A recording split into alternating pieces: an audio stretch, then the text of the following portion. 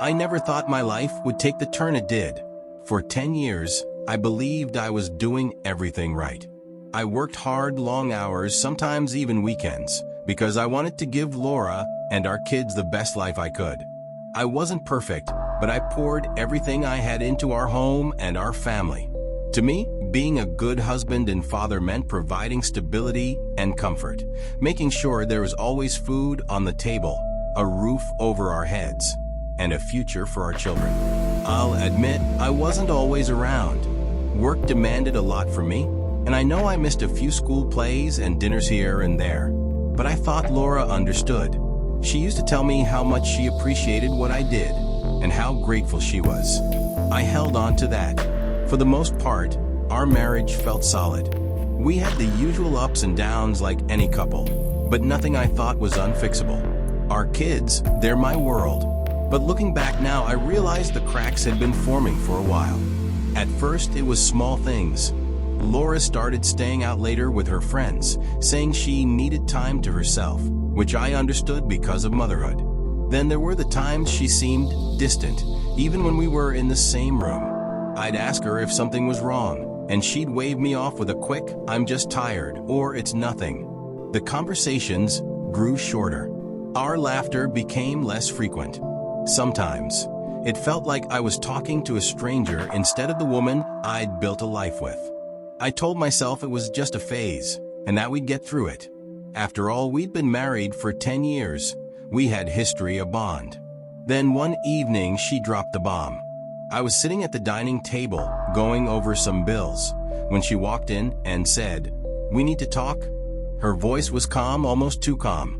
She sat down across from me, avoiding eye contact, and said she wanted a divorce.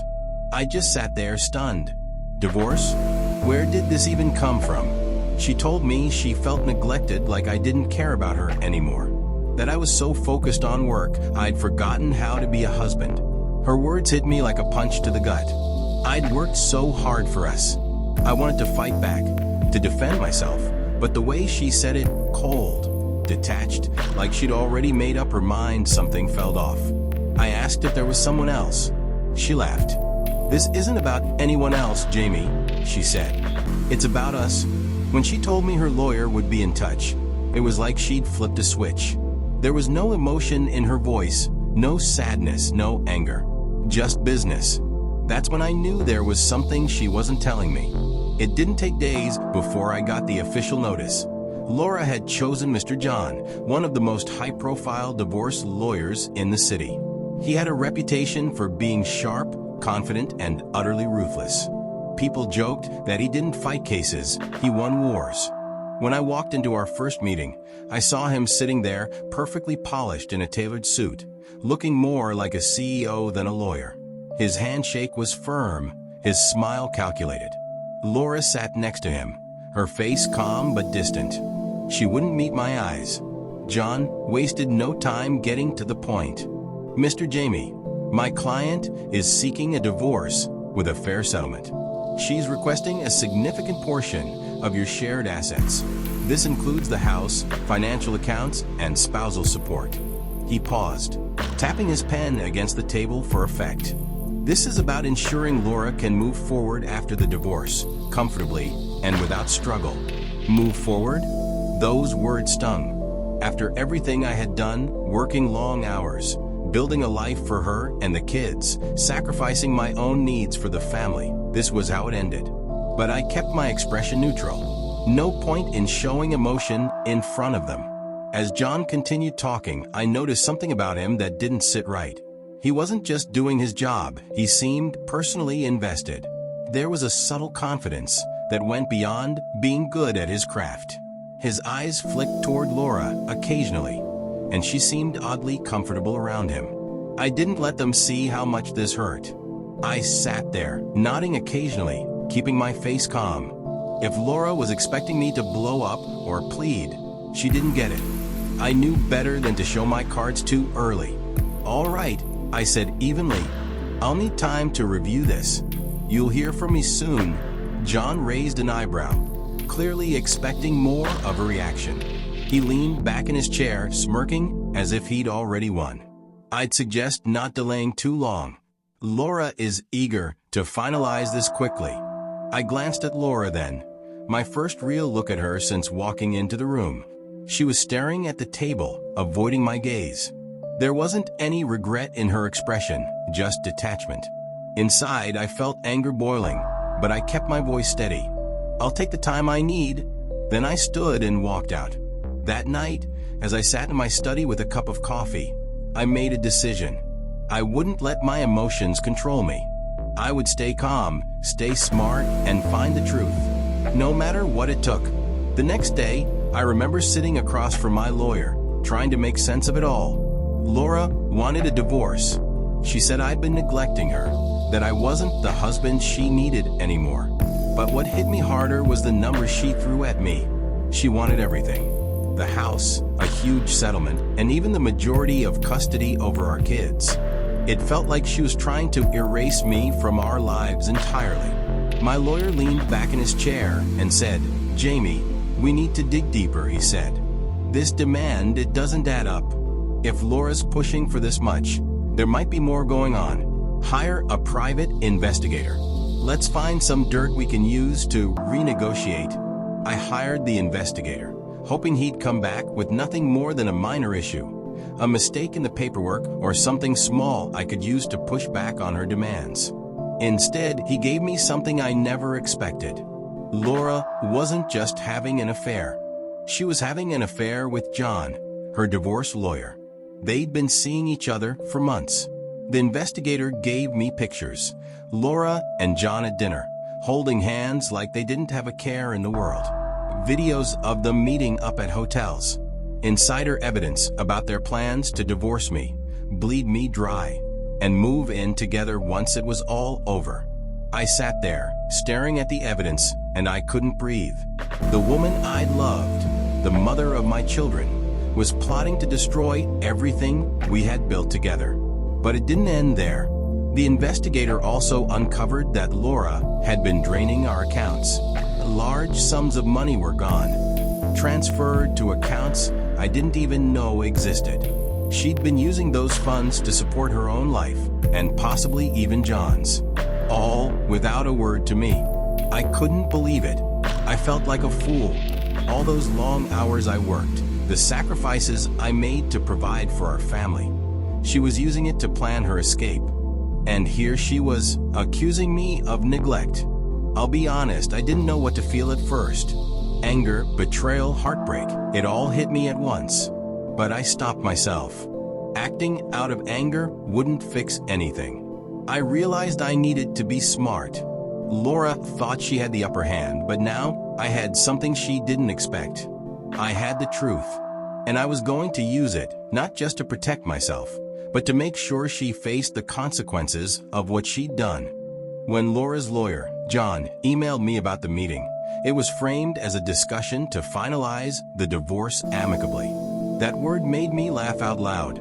Here she was, the woman I'd spent 10 years building a life with, plotting to take me for everything I had. And they wanted to pretend this was some friendly chat. But I didn't argue. I agreed to the meeting because I knew something they didn't. I wasn't the same guy they thought they could steamroll. On the day of the meeting, I walked into that sterile conference room like a man walking into a battlefield. Laura was already there, seated at the long table, looking as polished as ever. Her perfectly styled hair, designer blazer, and expensive handbag screamed confidence, but I knew better. She barely glanced at me, just a quick flick of her eyes before looking at John, who was shuffling through papers like he was about to present a winning case in court. He didn't even stand when I walked in, just nodded as if to say, "Let's get this over with." I sat down across from them, placed my phone face down on the table, and leaned back in my chair. I didn't say a word. I let them make the first move. John started talking. His voice was calm, rehearsed. "Jamie, we're here to make this as smooth and fair as possible for both parties. Laura has been very reasonable in her expectations." I cut him off with a small smile. "Reasonable?" I asked, raising an eyebrow. John paused, glancing at Laura. Her confidence wavered for just a second, her fingers tightening around the pen she was holding. "Yes, John continued, clearing his throat. Given the circumstances, Laura's proposal is fair. She's asking for primary custody of the children, the house, and a reasonable financial settlement. I didn't respond right away. Instead, I reached into my bag, pulled out a small flash drive, and placed it on the table. I slid it across, letting it stop right in front of John. The room went quiet. John stared at it like it might explode. Laura's confident posture shifted. She was leaning forward now, her eyes darting between the flash drive and me. "What's this?" John asked, his voice quieter than before. "Evidence," I said simply. My tone was calm, but my words were sharp. "Everything you'll need to understand why this meeting isn't going to go the way you planned." For the first time, I saw a crack in John's polished lawyer facade. His hands hesitated as he reached for the drive, and his confident smile flickered, replaced by something closer to unease. "Play it," I said, leaning back in my chair again. "Let's see how reasonable you both feel after this." I could see the shift in the room. Laura and John, her lawyer, her lover, exchanged a quick, nervous glance before John grabbed it and plugged it into his laptop. He tried to act calm, but the stiffness in his jaw gave him away. Laura leaned in close, feeling unease. It didn't take long. The photos appeared first grainy, but clear enough to show Laura and John together at a hotel, looking far too comfortable with each other for a professional relationship. Then came the bank records, transfer after transfer from our joint account, funneled to hidden accounts. Finally, the video. A grainy clip of Laura sneaking into a hotel room with John. I watched their faces carefully as the truth spilled out on the screen. John's hand froze on the mouse. His face turned pale, and for the first time since I'd walked in, the confident, cutthroat lawyer looked rattled. His hands were shaking so badly that he almost knocked over his coffee.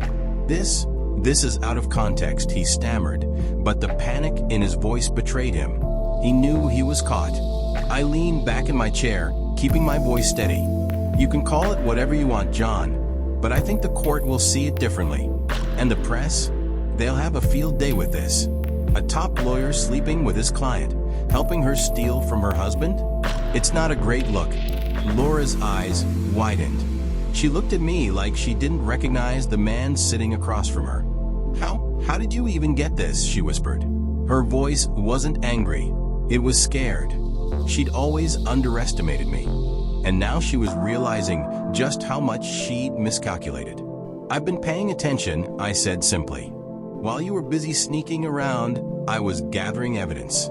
And here's the deal. If this goes public, you lose custody of the kids. You'll walk out of court with nothing, Laura. Nothing. And John? His career is over." For a moment, the only sound in the room was the hum of the laptop. Laura sat back. The fresh start she thought she'd have with John was slipping through her fingers, and there was nothing she could do to stop it. "I'm willing to make this simple," I continued, my voice calm but firm. "Here's my offer. I get full custody of the kids. You get a small financial settlement, enough to move on, but not the windfall you were hoping for. And I make no guarantees about keeping this private if you try to fight me." John opened his mouth like he was going to argue, but then he closed it again. He glanced at Laura, and I could see the fear in his eyes. He wasn't worried about her anymore. He was worried about himself.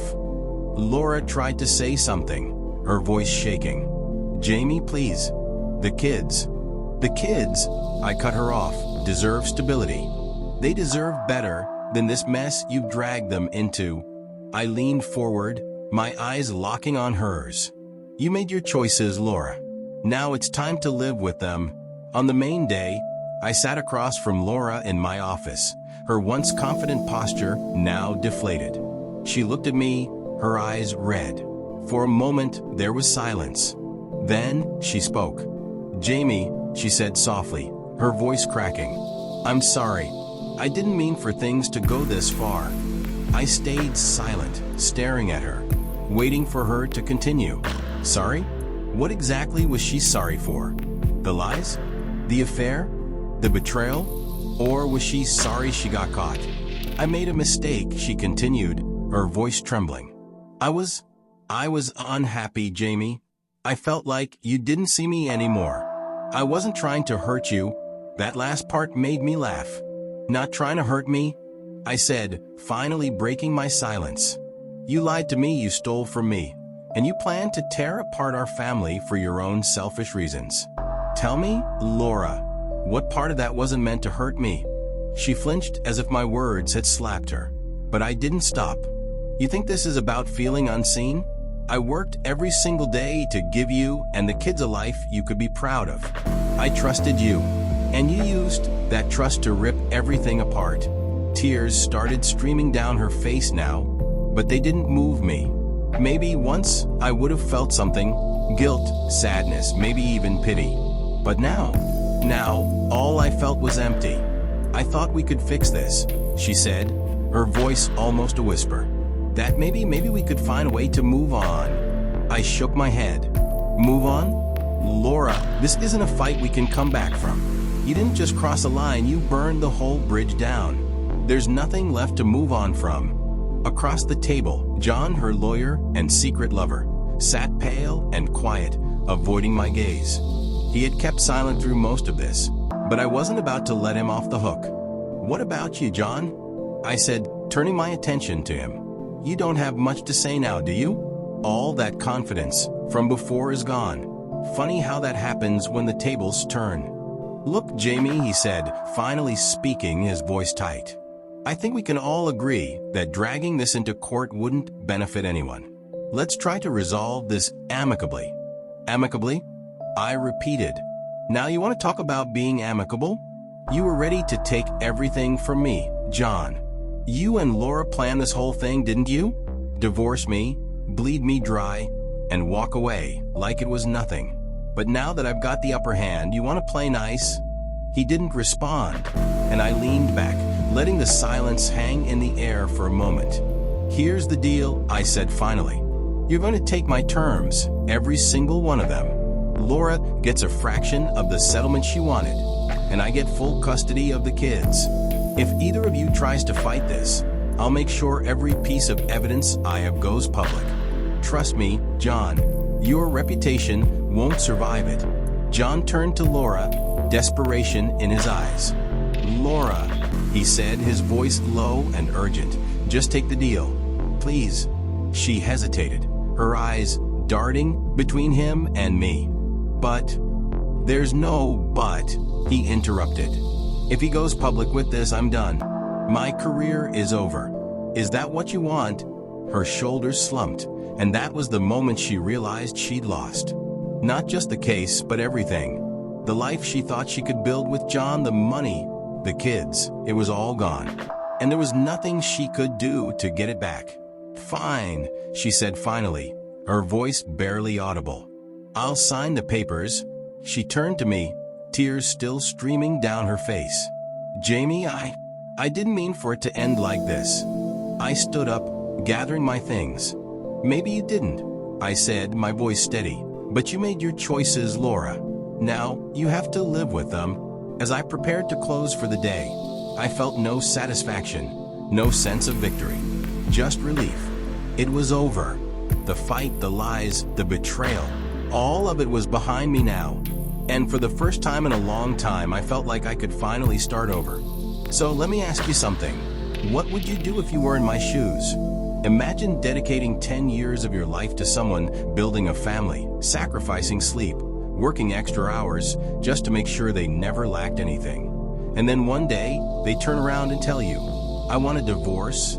Not only that, but you find out they've been lying to you, stealing from you, and planning to take everything you've worked for. What would you do?